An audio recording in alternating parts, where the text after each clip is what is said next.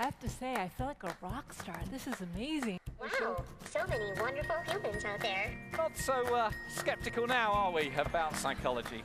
Love life and enjoy every moment. If you were to follow the nightly news, which, if you want to be happy, I suggest you don't, you'd come to believe that the world was coming to an end. It would seem as though we're becoming more racist, there's more terrorism, there's more hatred, more violence, more crime. It would seem as though there's death and destruction everywhere. Some would say that democracy is at risk. Some would say, even worse, that bad haircuts are becoming popular. There are many real threats out there, many real dangers. There are many things we should be concerned about. In America, 40 people die every single day from gun-related deaths. 40 people every single day. That doesn't even count the people who take their own lives or the people who are injured but survived. Thankfully, here in Australia, we don't have that sort of gun problem, but we do have what sometimes we refer to as a mental health epidemic. And it's not just a problem with mental health, but a problem with a number of people who are experiencing mental health not asking for help, not reaching out and getting treatment where they could. Our environment is under threat. And all of this is true, except when it's not. If you look at the statistics carefully, not the biased and prejudiced opinions that we sometimes see or hear, but if you look at the statistics carefully, look at the facts, you will see that more and more people are living under democratic regimes. And that increase is on the exponential rise. More and more people are healthier and living longer. You might not be able to see the details there, but the top left graph shows longevity. People are living longer than they have ever had before, and that increase is increasing. And in the bottom right graph, inequality is decreasing. So it's not just the wealthy are living longer, but everyone is catching up with them. We're healthier than we've ever been. Almost every health measure in almost every part of the world is increasing. This is a graph that shows the number of people around the world who have access to clean drinking water. Massive increases over the last couple of decades, but again, almost every other health measure is improving. And all this reminds me of a story of an old lady who was driving her car with her daughter. And the old lady went through a red light a few minutes after leaving home. The daughter ignored it for a second, but when she went through a second red light, the daughter turned around and said, "Is everything okay, Mum?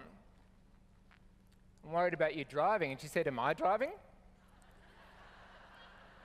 We can be in control without even realizing it. There can be good within the bad. In fact, I see this every day. There's good and bad within all of us. There is good and bad within the world. There is success and failure all around us. It doesn't have to be black and white. In fact, how we view things depends very much on our perspective. And our perspective is everything. Our perspective can determine the good or bad, whether something makes us happy or sad. But do we even have to be happy or sad separately? Does everything have to be a dichotomy? Too often, we pit one against the other. And I think that's part of the problem. It's part of the problem in the world today, within ourselves today. Now, quantum physics says that light can be both waves and particles at the same time. I have no idea what that means.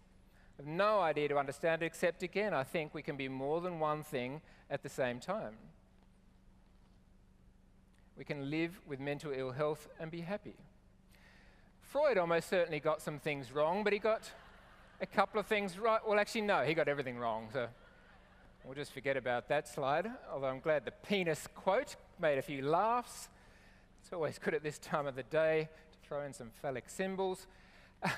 But I see a world where things can be better. Rather than coming apart, we can come together.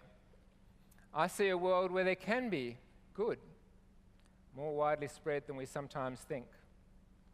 I see a world every single day where there is good, where there are good people doing good. And I see a world where mental ill health will no longer have the stigma that it has, where people can proudly and honestly, authentically express their vulnerability and say, I have depression, I'm going to get treatment for that. There's nothing wrong with that. I see a very different world to the one we see on the news, the normal news. I see a world where, again, there's generosity, there's kindness, there's compassion. I see a world where there is love, where we can care for each other even if we might disagree. This is the world I want to see. This is the world I choose to see. It's the world I want my children to grow up in, where there doesn't have to be winners and losers, where I don't need you to suffer for me to be happy. It's not the sort of world I want to live in. It's not the sort of world I want for our future. And a final story is of a man that visited Africa and a small village where he said to the young children there, I'm going to go and put a bag of lollies under that tree, and I want you to race. When I say ready, set, go, the first person there gets to keep all the lollies. So he said, 1, 2, 3, ready, set, go. And he was surprised when the children held hands and skipped off together, walking as a group, laughing and chatting. And he turned one of the children and said, what's going on? And the young girl turned around and said, how can I be happy if we're not all happy? Surely we can all be happy. Thank you.